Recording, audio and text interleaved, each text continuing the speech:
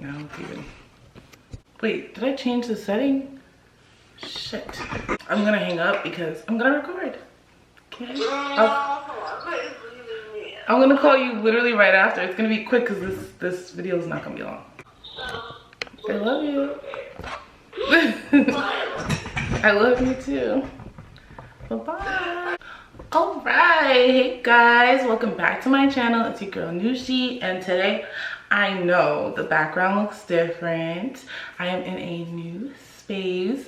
My fantastic mother gave me a whole room to like create, so I can create content in here. I can do my designs, I can sew, I can do hair. She's the best. You guys missed a lot. I know I haven't recorded in like almost 2 months. I think it's 2 months because I've just been like really busy just living, you know what I mean. Life is pretty good right now. I have no real complaints. I can find some if you guys really want me to. I'm pretty happy.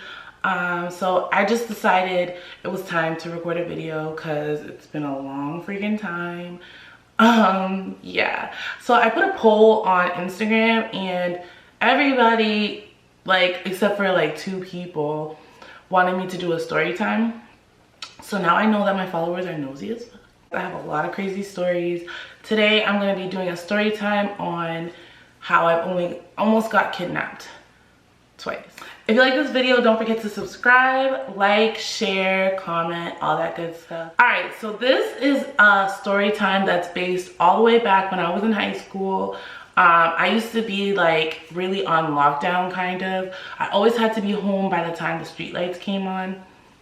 And my mom was just like really strict with that. She didn't want us out and about, especially me, because I've always kind of been like fully built, like, you know, full-figured woman since I was like 15 years old, 14 years old. So she didn't really like me being out late at night, but I was a rebel and I rebelled.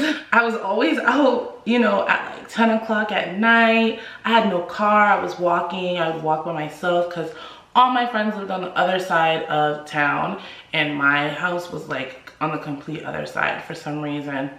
So yeah, I always had to walk home by myself or with my best friend at the time. She lived down the street from my house, so we both lived on the same side, thank God. So sometimes I'd have a partner, but sometimes I didn't.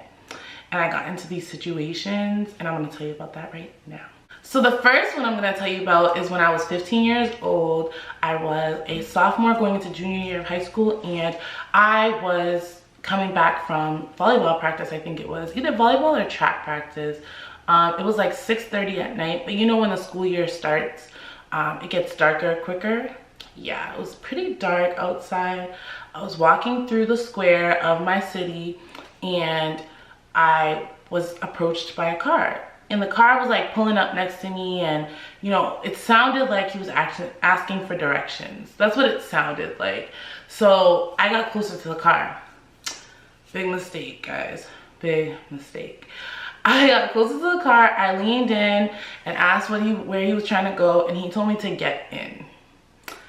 Yeah, so I was just, you know, not really realizing what was happening, and I was kind of a naive kid. I'm not really street smart because my mom never let me out on the street.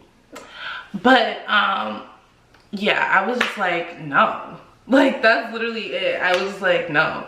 And I backed up and I started walking. When I got scared was because he pulled around, and you know, like when you're walking in like a square kind of situation, there's short blocks. So he pulled around to the end of that particular block to the side street and got out of his car. And I started screaming. Like, I started screaming at the top of my lungs because that's when I had realized, like, it hit me, like, this guy is trying to kidnap me. And it was not that dark and there were people, but thank God my police station was at the end of the square at that time. They moved it since, and I don't know why, because I think that was a great place for it to be. But the police station was right at the end of the square, and there happened to be a woman cop standing outside, and she ran towards me like faster than the car could drive. Like, she saw the car speeding off, and it was just like such a scary experience. She had to give me a ride home. And I'm just so thankful that she was there, because honestly, who knows what would have happened. If I kept on walking, he could have met up with me at a different block. So it was just like a startling experience, and kind of made me realize what my mom always told me, which was like, you know, not everybody is kind. There are mean people out there, so you just gotta be careful and watch your kids, guys, because people are crazy. You know, I watch a lot of true crime here on YouTube, and I've seen some crazy stories, and like, you would never think that it could happen to you, but honestly, it could happen to anybody. I was tall. I was like 5'8", 5'9" when I was in high school, so it's not like I was like a small little girl that was easy to like just pick up and go with. I was pretty, you know, full size. So the fact that he even attempted to kidnap me is crazy. So the second time I almost got kidnapped was actually the following year. I didn't really walk home late at night from far places anymore at this time. I was 17. I was going into senior year of high school, and I was a little more mature, so I kind of realized like that's not really safe. By this time I was a cheerleader, so I'd be sometimes in my cheerleading uniform, and it's just not smart to do that. But my best friend lived like a few blocks down from me, so I would stay at her house sometimes, and we would hang out with our friends there. So I would come from her house a lot at like 9, 10 o'clock at night. So what happened was, I was coming from her house one day, and my mom was actually waiting for me because she was upset. She told me to be home at a certain time, and I wasn't. So of course she was staying up to lecture me.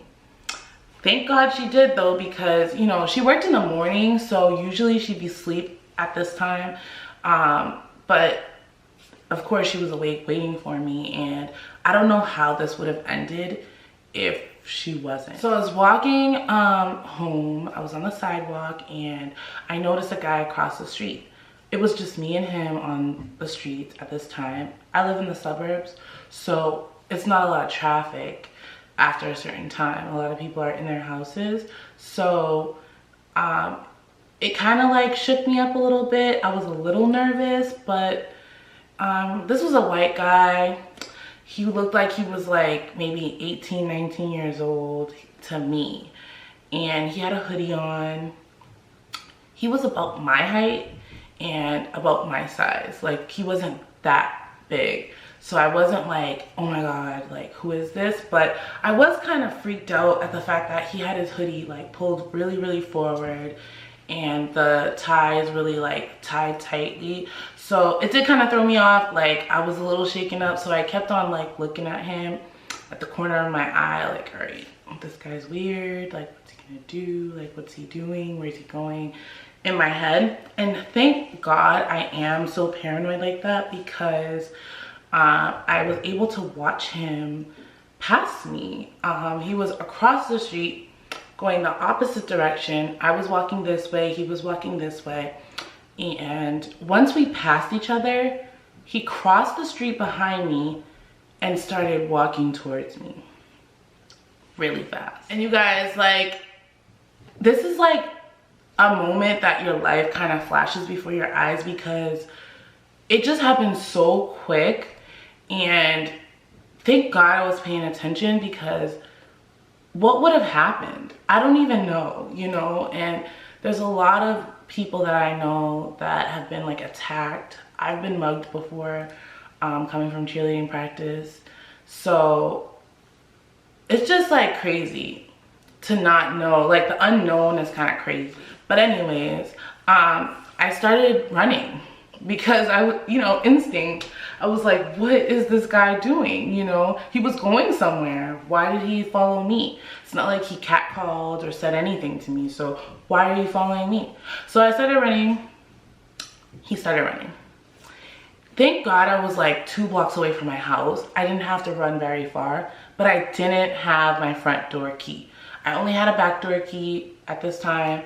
So yeah, I got to my door, and it's a glass door, and my heart was like racing out of my chest. Like, I could not breathe. And I just started banging on the door. I'm like, Mom! And I knew she was waiting for me because she called me at my friend's house. So I knew she was awake. So I was freaking out. I'm like, Mom, Mom. And she just comes and like opens the door like, what? And I pulled the door shut and I locked it.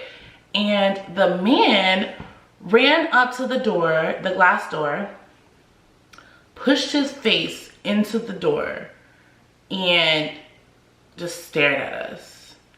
And like I said, the hoodie was like kind of covering his face like this, so we couldn't see like his full face, but it was the scariest thing. My mom held me so close. It was just like, what's going on? Like, what the fuck? So he did that for like 2 seconds, but it felt like a lifetime, of course.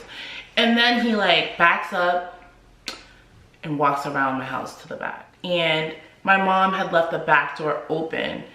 And I ran to the back and I locked it. And it was just so scary. We don't know where he went after that. After that, I didn't go out for like 2 weeks. I didn't go anywhere.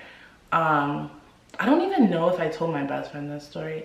I think I did, but I don't remember. And if I didn't, it was probably because my mom told me not to not scare her. But like, it was the scariest thing that probably has ever happened to me in my life. Like right then and there, like fate decided, like God decided what was gonna happen. Because honestly, I could have been just a little bit slower. I could have just not been paying attention, not looking. It was crazy. So just be careful out there, guys. That's a story time about the 2 times that I almost got kidnapped. I just wanted to tell you guys this story because I feel like people need to know what can happen out there. Like, I'm gonna tell you guys one more story.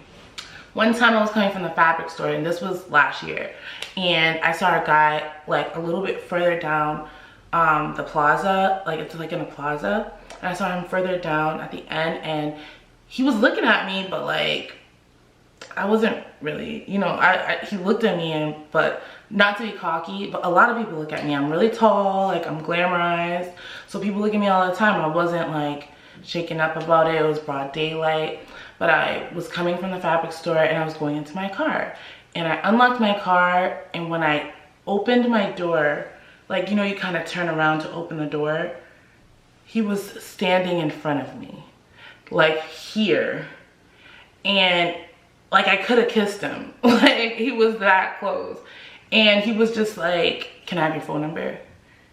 And he obviously had some kind of like mental illness, but right then and there, something could have happened to me. Like if he had a gun or a knife, he could have got to me, and like even though it was broad daylight, he would have got to me. And there's people that get kidnapped by people hijacking their car in broad daylight, making them drive it, making them get in.